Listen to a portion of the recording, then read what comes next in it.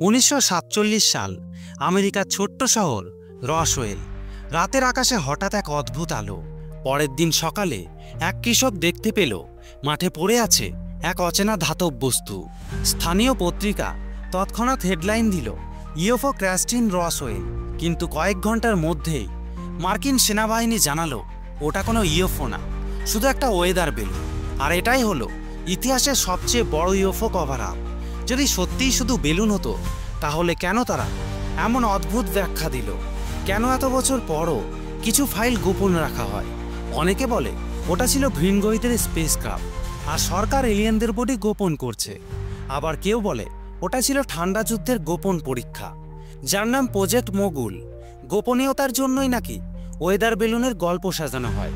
কিন্তু প্রশ্ন একটাই, তোমরা কি বিশ্বাস করো রসওয়েলে কি সত্যি ইউএফও ক্র্যাশ হয়েছিল, নাকি এটা একটা সাজানো গল্প? কমেন্টে জানাও, সত্য লুকিয়ে আছে কোথায়, আকাশে নাকি সরকারের ফাইলে?